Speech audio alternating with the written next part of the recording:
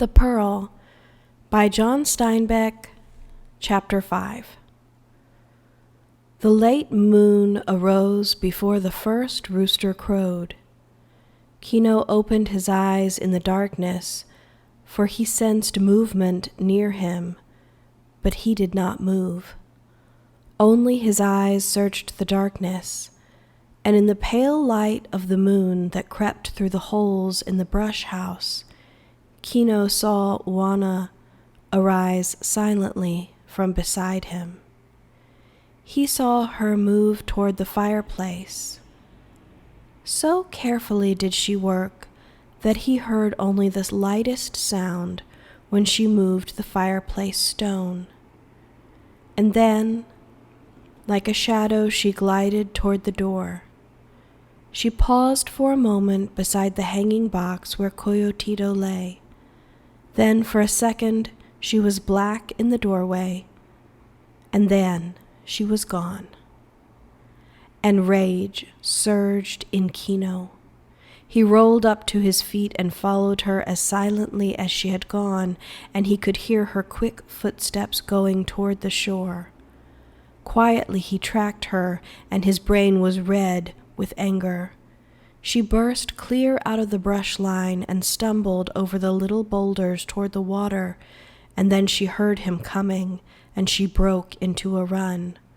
Her arm was up to throw when he leaped at her and caught her arm and wrenched the pearl from her. He struck her in the face with his clenched fist, and she fell among the boulders, and he kicked her in the side. In the pale light, he could see the little waves break over her, and her skirt floated about and clung to her legs as the water receded. Kino looked down at her, and his teeth were bared. He hissed at her like a snake, and Juana stared at him with wide, unfrightened eyes, like a sheep before the butcher. She knew there was murder in him, and it was all right. She had accepted it, and she would not resist or even protest. And then the rage left him, and a sick disgust took its place. He turned away from her and walked up the beach and through the brush line. His senses were dulled by his emotion. He heard the rush, got his knife out and lunged at one dark figure and felt his knife go home, and then he was swept to his knees and swept again to the ground. Greedy fingers went through his clothes, frantic figures searched him, and the pearl, knocked from his hand, lay winking behind a little stone in the pathway. It glinted in the soft moonlight. Juana dragged herself up from the rocks on the edge of the water. Her face was a dull pain, and her side ached. She steadied herself on her knees for a while, and her wet skirt clung to her. There was no anger in her for Kino. He had said, "I am a man," and that meant certain things to Juana. It meant that he was half insane and half God. It meant that Kino would drive his strength against a mountain and plunge his strength against the sea. Juana, in her woman's soul, knew that the mountain would stand while the man broke himself, that the sea would surge while the man drowned in it. And yet it was this thing that made him a man, half insane and half God, and Juana had need of a man. She could not live without a man. Although she might be puzzled by these differences between man and woman, she knew them and accepted them and needed them. Of course she would follow him. There was no question of that. Sometimes the quality of woman, the reason, the caution, the sense of preservation could cut through Kino's madness and save them all. She climbed painfully to her feet, and she dipped her cupped palms in the little waves and washed her bruised face with the stinging salt water, and then she went creeping up the beach after Kino. A flight of herring clouds had moved over the sky from the south. The pale moon dipped in and out of the strands of clouds so that Juana walked in darkness for a moment and in light the next. Her back was bent with pain and her head was low. She went through the line of brush when the moon was covered, and when it looked through, she saw the glimmer of the great pearl in the path behind the rock. She sank to her knees and picked it up, and the moon went into the darkness of the clouds again. Juana remained on her knees while she considered whether to go back to the sea and finish her job, and as she considered, the light came again, and she saw 2 dark figures lying in the path ahead of her. She leaped forward and saw that one was Kino, and the other a stranger, with dark, shiny fluid leaking from his throat. Kino moved sluggishly, arms and legs stirred like those of a crushed bug, and a thick muttering came from his mouth. Now, in an instant, Juana knew that the old life was gone forever. A dead man in the path and Kino's knife, dark-bladed beside him, convinced her. All of the time, Juana had been trying to rescue something of the old peace, of the time before the pearl, but now it was gone, and there was no retrieving it. And knowing this, she abandoned the past instantly. There was nothing to do but to save themselves. Her pain was gone now, her slowness. Quickly, she dragged the dead man from the pathway into the shelter of the brush. She went to Kino and sponged his face with her wet skirt. His senses were coming back, and he moaned. "They have taken the pearl. I've lost it. Now it is over," he said. "The pearl is gone." Juana quieted him as she would quiet a sick child. "Hush," she said. "Here is your pearl. I found it in the path. Can you hear me now? Here is your pearl. Can you understand? You've killed a man. We must go away. They will come for us. Can you understand? We must be gone before the daylight comes." "I was attacked," Kino said uneasily. "I struck to save my life." "Do you remember yesterday?" Juana asked. "Do you think that will matter? Do you remember the men of the city? Do you think your explanation will help?" Kino drew a great breath and fought off his weakness. "No," he said, "you are right." And his will hardened, and he was a man again. "Go to our house and bring Coyotito," he said, "and bring all the corn we have. I'll drag the canoe into the water, and we'll go." He took his knife and left her. He stumbled toward the beach, and he came to his canoe. And when the light broke through again, he saw that a great hole had been knocked in the bottom, and a searing rage came to him and gave him strength. Now the darkness was closing in on his family. Now the evil music filled the night, hung over the mangroves, skirled in the wave beat. The canoe of his grandfather, plastered over and over, had a splintered hole broken in it. This was an evil beyond thinking. The killing of a man was not so evil as the killing of a boat. For a boat does not have sons, and a boat cannot protect itself, and a wounded boat does not heal. There was sorrow in Kino's rage, but this last thing had tightened him beyond breaking. He was an animal now, for hiding, for attacking, and he lived only to preserve himself and his family. He was not conscious of the pain in his head. He leaped up the beach through the brush line toward his brush house, and it did not occur to him to take one of the canoes of his neighbors. Never once did the thought enter his head any more than he could have conceived breaking a boat. The roosters were crowing and the dawn was not far off.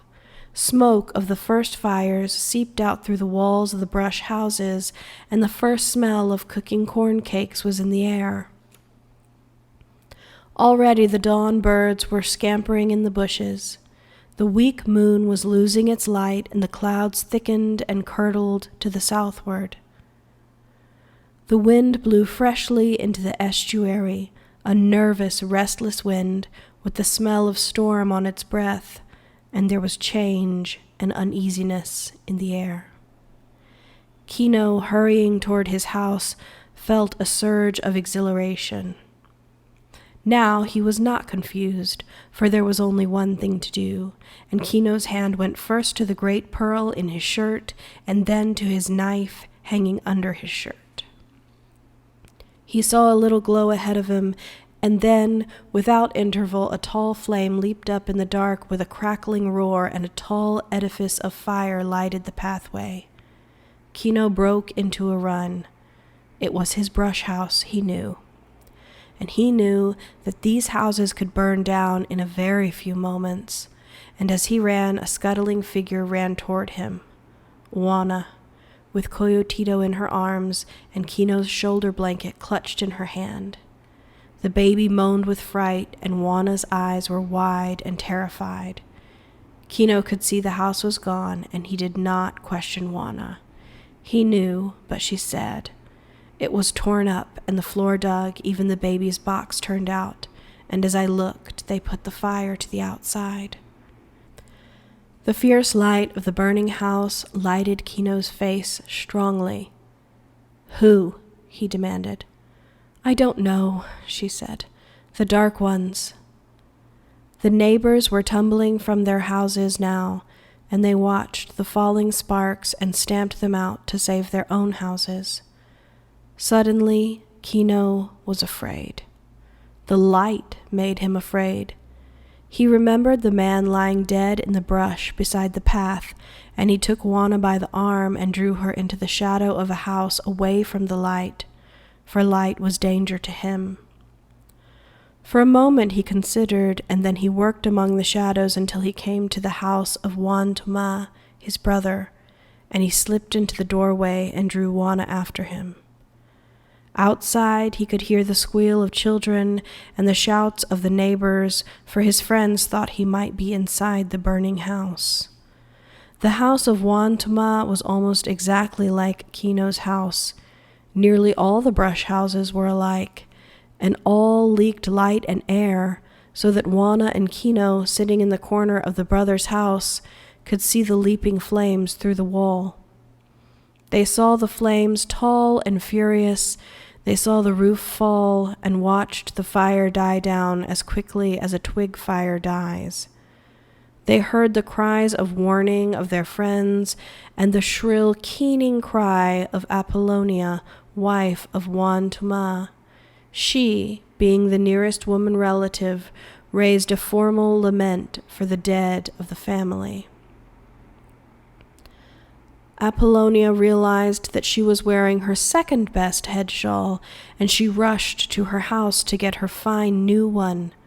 As she rummaged in a box by the wall, Kino's voice said quietly, "Apollonia, do not cry out. We are not hurt."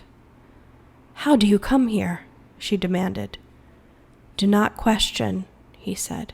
"Go now to Juan Toma and bring him here and tell no one else. This is important to us, Apollonia." She paused, her hands helpless in front of her, and then, "Yes, my brother-in-law," she said.